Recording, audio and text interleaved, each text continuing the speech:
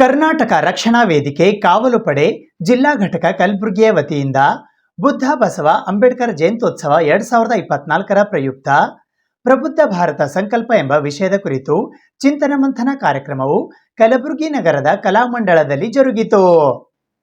ಕರ್ನಾಟಕ ರಕ್ಷಣಾ ವೇದಿಕೆ ಕಾವಲು ಪಡೆ ಕಲಬುರಗಿ ಜಿಲ್ಲಾ ಘಟಕದ ವತಿಯಿಂದ ಮಾಜಿ ಮಹಾಪೌರರಾದ ದಿವಂಗತ ಶ್ರೀ ಸಿದ್ದರಾಮಪ್ಪ ಒಳಕೇರಿ ವೇದಿಕೆಯಲ್ಲಿ ಬುದ್ಧ ಬಸವ ಅಂಬೇಡ್ಕರ್ ಅವರ ಜಯಂತ್ಯೋತ್ಸವ 2024ರ ಪ್ರಯುಕ್ತ ಪ್ರಬುದ್ಧ ಭಾರತದ ಸಂಕಲ್ಪ ಚಿಂತನ ಮಂಥನ ಕಾರ್ಯಕ್ರಮವು ದಿನಾಂಕ 29ನೇ ಜೂನ್ 2024ರಂದು ಬೆಳಿಗ್ಗೆ 11 ಗಂಟೆಗೆ ಕಲಬುರಗಿ ನಗರದ ಅನ್ನಪೂರ್ಣ ಕ್ರಾಸ್ ಹತ್ತಿರವಿರುವ ಕಲಾಮಂಡಲದಲ್ಲಿ ಜರುಗಿತು.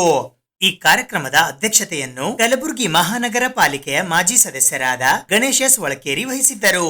ವಿಶೇಷ ಉಪನ್ಯಾಸಕರಾಗಿ ಕಲಬುರಗಿಯ ಪ್ರಗತಿಪರ ಚಿಂತಕರಾದ ಡಾಕ್ಟರ್ ಅನಿಲ್ ಟೆಂಗ್ಳಿ ಆಗಮಿಸಿದ್ದರು. ಅತಿಥಿಗಳಾಗಿ ಜೆಡಿಎಸ್ನ ರಾಜ್ಯ ಕಾರ್ಯದರ್ಶಿಗಳಾದ ಬಸವರಾಜ್ ಬಿರ್ಬಿಟ್ಟಿ, ಕರ್ನಾಟಕ ರಾಜ್ಯ ಬೀದಿ ವ್ಯಾಪಾರಿಗಳ ಸಂಘ ಕಲಬುರಗಿಯ ರಾಜ್ಯಾಧ್ಯಕ್ಷರಾದ ಜಗನ್ನಾಥ ಸೂರ್ಯವಂಶಿ ಆಗಮಿಸಿದ್ದರು. ಮುಖ್ಯ ಅತಿಥಿಗಳಾಗಿ ಕನ್ನಡ ಭೂಮಿ ಜಾಗೃತಿ ಸಮಿತಿ ಕಲಬುರಗಿಯ ರಾಜ್ಯಾಧ್ಯಕ್ಷರಾದ ಲಿಂಗರಾಜ ಸಿರಗಾಪುರ್, ಕಲಬುರಗಿಯ ಮಾದಿಗ ಸಮಾಜದ ಯುವ ಮುಖಂಡರಾದ ಬಸವರಾಜ್ ನಾಟಿಕಾರ್ ಹಾಗೂ ಡಿಎಸ್ಎಸ್ ಕಲಬುರಗಿಯ ಸಂಘಟನಾ ಸಂಚಾಲಕರಾದ ಶಿವಕುಮಾರ್ ಆಜಾದ್ಪುರ್ ಆಗಮಿಸಿದ್ದರು. ನೇತೃತ್ವವನ್ನು ಕರವೇ ಕಾವಲು ಪಡೆ ಕಲಬುರಗಿಯ ಜಿಲ್ಲಾಧ್ಯಕ್ಷರಾದ ಮಂಜುನಾಥ್ ನಾಲ್ವಾರ್ಕರ್ ವಹಿಸಿದ್ದರು.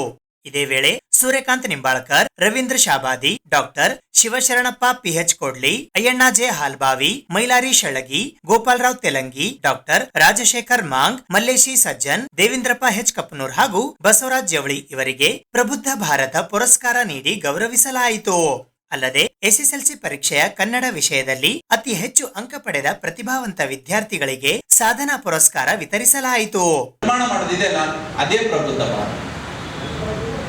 ಕಳೆದ 70 ವರ್ಷಗಳಲ್ಲಿ ಸಂವಿಧಾನ ಜಾರಿಯಾದರೂ ಸಹಿತ ಆ ಒಂದು ಪ್ರಬುದ್ಧ ಭಾರತವನ್ನ ಕಟ್ಟುವಲ್ಲಿ ನಾವೆಲ್ಲರೂ ಕೂಡ ವಿಫಲರಾಗಿದ್ದೀವಿ.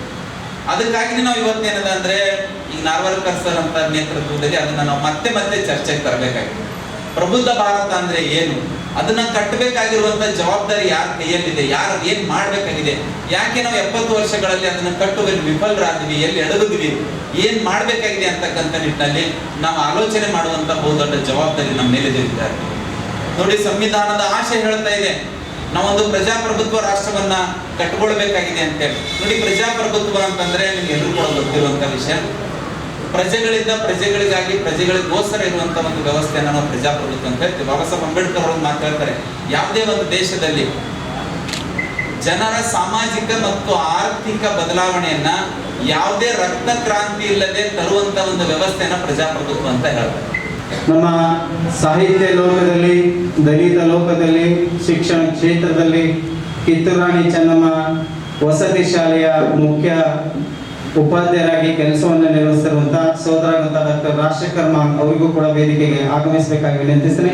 ಈ ಎಲ್ಲ ಮಹಿಳೆಯರಿಗೆ ಅವರ ವಿವಿಧ ಕ್ಷೇತ್ರಗಳಲ್ಲಿ ಅವರ ಸಾಧನೆಯನ್ನ ಗುರುತಿಸಿ ಪ್ರಬುದ್ಧ ಭಾರತ ಅನ್ನುವಂಥ ಪುರಸ್ಕಾರ ಕಲಬುರಗಿಯಲ್ಲಿ ಪ್ರಥಮ ಬಾರಿಗೆ ಯಾವುದೇ ಸಂಘಟನೆ ಕೊಟ್ಟಿಲ್ಲ. ಅದು ನಮ್ಮ ಸಂಘಟನೆ ಕರ್ನಾಟಕ ರಕ್ಷಣಾ ವೇದಿಕೆ ಕಾವಲು ಪಡೆ ಸಂಘಟನೆ ನೀಡ್ತಾ ಇದೆ. ಹಾಗಾಗಿ ವೇದಿಕೆ ಮೇಲಿರುವಂಥ ಎಲ್ಲ ಗಣ್ಯರು, ಅನಿಲ್ ಟೆಂಗ್ಲಿ ಸರ್ ಆಗಿರ್ಬೋದು, ಗಣೇಶ್ ಒಳಕೇರಿ ಅವರಾಗಿರ್ಬೋದು, ಶಿವಶರಣನವರಾಗಿರ್ಬೋದು, ಮತ್ತೆ ಅದೇ ರೀತಿ ಶಿವಕುಮಾರ್ ಸರ್ ಆಗಿರ್ಬೋದು, ಅದೇ ಲಿಂಗರಾಜ್ ಸಿರ್ಗಾಪುರ್, ಎಲ್ಲರೂ ಅವರಿಗೆ ಸುಮ್ಮನೆ ಬಾಯಿ ಬಂದಂಗೆ ಹೇಳೋದು ಸಂವಿಧಾನ ಹೀಗೆ ಹಾಗೆ ಬಾಬಾ ಸಾಹೇಬರು ಬರೀ ಎಸ್ ಸಿ ಮಂದಿಗೆ ಬರ್ತಿದ್ದಾರೆ, ಬೇರೆಯವ್ರಿಗೆ ಬರ್ತಿಲ್ಲ ಅಂತ.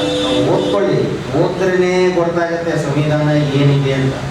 ಸಂವಿಧಾನದ ಪುಟಗಳು ಎಷ್ಟಿದೆ, ಅದರಲ್ಲಿ ಎಷ್ಟು ಅಕ್ಷರಗಳಿದೆ, ಅದನ್ನು ಹೇಗೆ ಬರೆದ್ರು, ಅದನ್ನು ಬರೆದವ್ರು ಯಾರು, ಅದನ್ನು ಬರೀಬೇಕಾದ್ರೆ ಎಷ್ಟು ಜನ ಕೂತ್ಕೊಂಡು ಕೋರ್ ಕಮಿಟಿ ಮಾಡಿ ಅದರ ಬಗ್ಗೆ ಅರ್ಥ ಮಾಡ್ಕೊಂಡವರು, ಆಮೇಲೆ ಅದನ್ನು ಹೇಗೆ ಪ್ರಸ್ತುತ ಮಾಡಬೇಕಾದ್ರೆ ಎಷ್ಟು ಕಷ್ಟಗಳು ಬಂದವು, ಅದರಲ್ಲಿ ಯಾವ ಅಮೆಂಡ್ಮೆಂಟ್ ಆ್ಯಕ್ಟನ್ನ ಕರೆಕ್ಟಾಗಿ ಮತ್ತೆ ಇದು ಮಾಡಿದ್ರು, ತಿದ್ದುಪಡಿ ಮಾಡಿದ್ರು ಮುಂದೆ ಜನರ ಮುಂದೆ ತರೋಕ್ಕಿಂತ ಮುಂಚೆ.